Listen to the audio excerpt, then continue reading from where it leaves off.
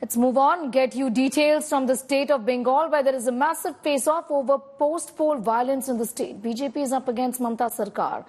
Union Minister Sukanta Majumdar has attacked Mamata Banerjee for not letting the victims of poll violence meet the state governor C.V. Ananda Bose, branding it as a matter of shame for the constitution. The minister called the Chief Minister of Bengal, Mamata Banerjee, wants death for those who backed the Saffron clan. Following this, West Bengal Governor C.V. Ananda Bose said that Mamata Banerjee is doing what she is doing is unconstitutional. He went on to say that West Bengal is witnessing dance of death under Mamata Banerjee's governance. Remember, Bengal has witnessed multiple episodes of poll violence earlier during the Lok Sabha elections.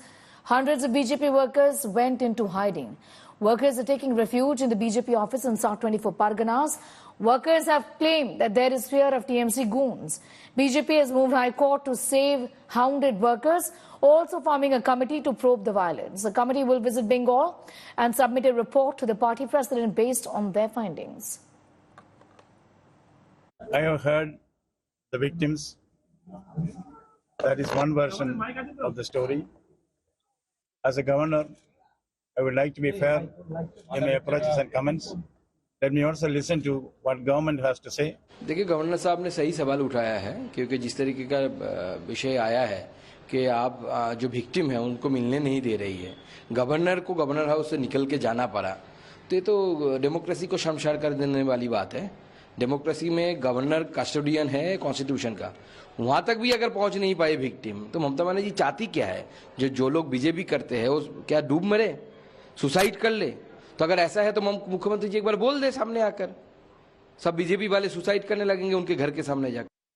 Surya Agni Roy is getting us more details, joining us from Kolkata at this point in time. Surya Agni, the BJP is in fact challenging this in the court of law, saying that our workers are not feeling secure in the state of Bengal and they need protection. What is their exact contention? Take us to the details. Well, Sneha, the BJP has also formed a 4-member team that has been formed by JP Nadda, National President of the BJP, and they will be coming over here in West Bengal. It's being led by former Chief Minister of Tripura, that is Biplab Deb, and Ravi Shankar Prasad will be in that team, and they will be visiting areas and places where allegedly this post-poll violence has occurred on BJP Karyakartas and workers. Let's not forget that time and again the BJP has alleged that post-poll violence has happened ever since the 2021 election results got out, even after the panchayat results were out, and finally after the 2024 Lok Sabha elections, the same allegations have been have been cast on the Trinamool Congress by the BJP. Now, amidst all of this, Shubhendu Adhikari wanted to take a few of the post-poll violence victims and meet, the governor. However, they were stopped midway. They were, protesting, and they wanted to sit on a dharna. And following which, even Shubhendu Adhikari wrote to the police chief of Kolkata, asking that, how is it that they are not allowed, as in the BJP is not allowed to hold a dharna in front of the Raj Bhavan. And he cites example of the Trinamool Congress leading a dharna in front of Raj Bhavan in that same exact spot. So it has to be seen on the 19th. They want to conduct it once again. That the BJP wants to conduct a dharna over there in front of Raj Bhavan once again.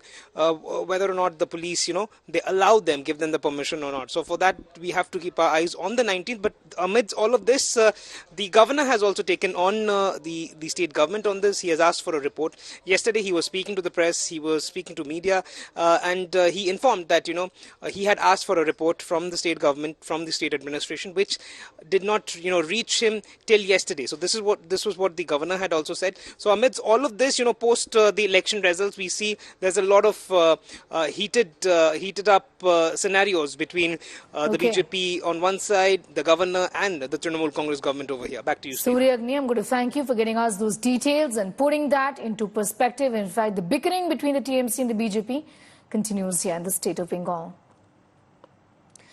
More political developments after court granted relief to BJP leader B.S. Yediyurappa in the POCSO case. Karnataka Chief Minister Siddaramaiah assured a free and fair probe. He said they have to abide by the court's order. He's dismissed allegations that the Congress is conspiring against the opposition parties. Chief Minister assured that law will not interfere in police investigation.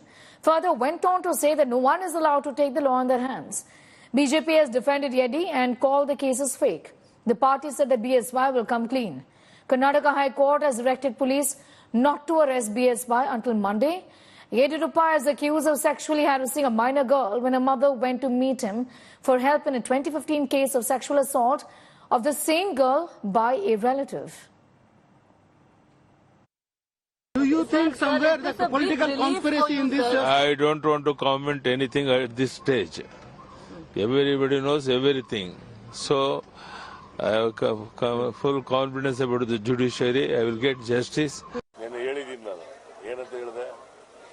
We are not going to do vindictive politics.